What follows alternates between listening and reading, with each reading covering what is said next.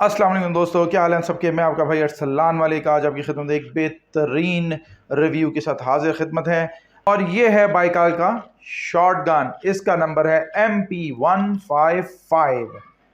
थोड़ा सा Baikal company का इंट्रोडक्शन करते हैं।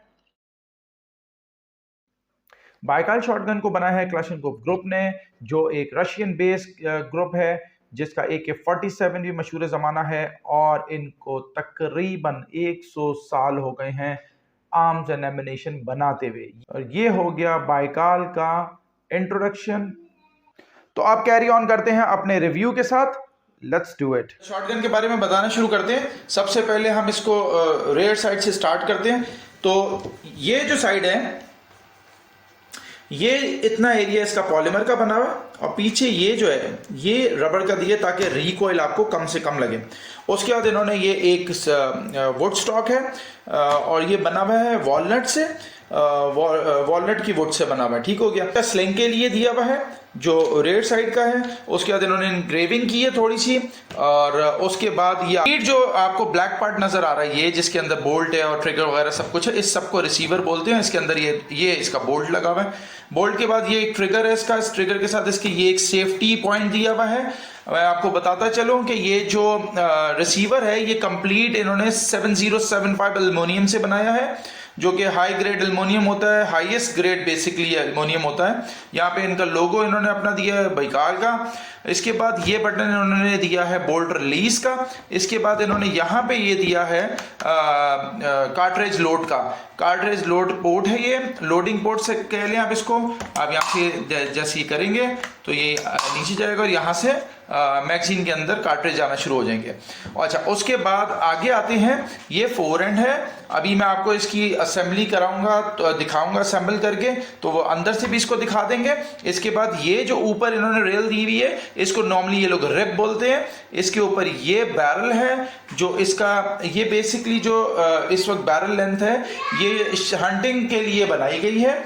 और इसको आप शिफ्ट भी कर सकते हैं, चेंज भी कर सकते हैं। मतलब इसको छोटा शॉर्ट बैरल भी लगा सकते हैं और लॉन्ग बैरल भी लगा सकते हैं। उसके बाद ये जो है फोर एंड के आगे ये जो लगा हुआ है ये कहलाता है मैगजीन कैप, क्योंकि मैगजीन के ऊपर लगा है तो ये मैगजीन कैप कहलाता है।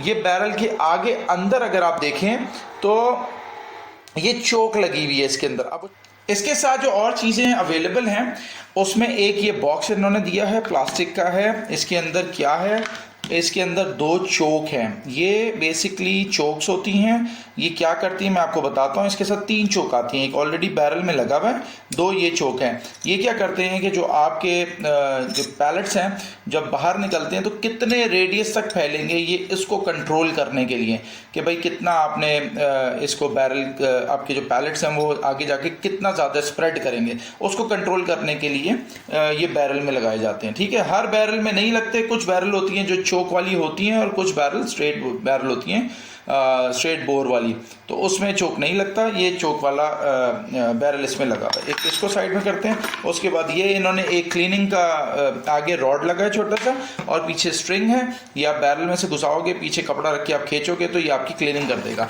इसके बाद ये इन्होंने दिया हुआ ये जो एरिया नीचे वाला ये चोक खोलने के लिए आगे बैरल में से, और ये अंदर का इसका जो गैस मैकेनिज्म का जो नट है उसको खोलने के लिए। ये जो इसका लैच दिया हुआ है ये आगे पीछे जिस तरह हो रहा है इस तरह।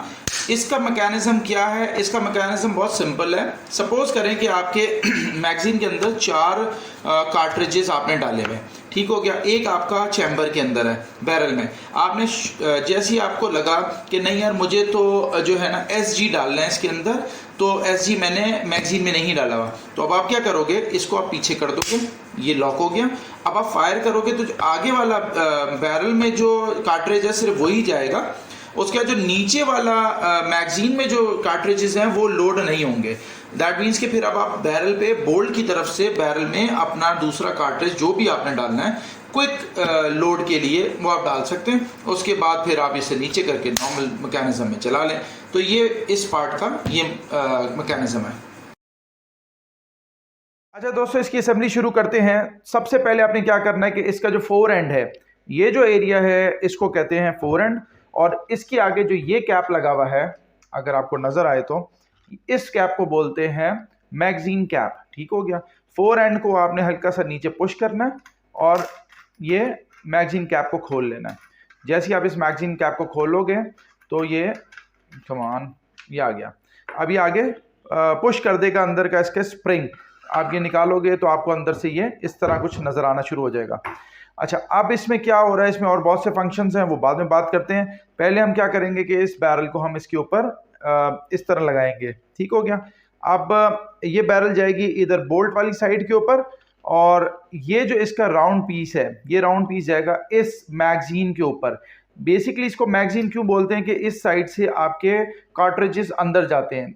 ठीक हो गया, तो इसलिए इसको ये मैगजीन बोलते हैं। अच्छा, अब ये जो राउंड है इसको जाएगा ये मैगजीन के अंदर। इसके दो ऑप्शन भी है, मैं आपको बताता चलो। एक तो इसके अंदर से जो आपका गैस मैकेनिज्म है वो कंट्रोल होता है। इसके अंदर अगर आप गौर करें तो दो होल दिए हुए यहाँ पे जो बैरल के अंदर निकले हुए हैं। अच्छा, वो दो होल क्या करते हैं, वो इस नट के ऊपर आते हैं और जो गैस रिलीज ऊपर से होती है वो इस गैस इसके थ्रू इधर आके इस स्प्रिंग को पीछे करके तो आपका नेक्स्ट कार्ट्रिज को लोड करता है। चलें खैर, इसको असेंबली करते हैं। पहले आपने इसको इसके अंदर ऐसे डाल देते हैं और ये जो एरिया है ये आपके केज नट के बोल्ट के साइड में जाएगा अंदर। ठीक हो गया। अच्छा, अब आपने क्या करना है, ये इस तरह अंदर नहीं जाएगा, आपने इसके बोल्ट को पीछे करना है और इसको अंदर करते जाना है। ठीक हो गया। एक मिनट में इसको थोड़ा सा, मेरा हाथ, ये आपका लोड पे चला गया पीछे, ये लॉक हो गया यहाँ पीछे। अब आपने इसको बड़ा ईजिली इसको यहाँ पे लॉक कर देना है। ये अब आपका स्ट्रेट इसके अंदर आके रुक गया है। ये हो गया असेंबली। इसके बाद आपने फोर एंड को वापस से इसके साथ लगाना है यहाँ और हल्का सा इसको नीचे पुश करते हुए ये मैगजीन कैप को आपने वापस इंस्टॉल कर देना है। ठीक हो गया। तो ये आपकी सिंपली वो हो गई है। अब ये बटन है जो बोल्ट रिलीज करता है, आपने बोल्ट रिलीज करा, ये आपकी असेंबली रेडी हो गई है।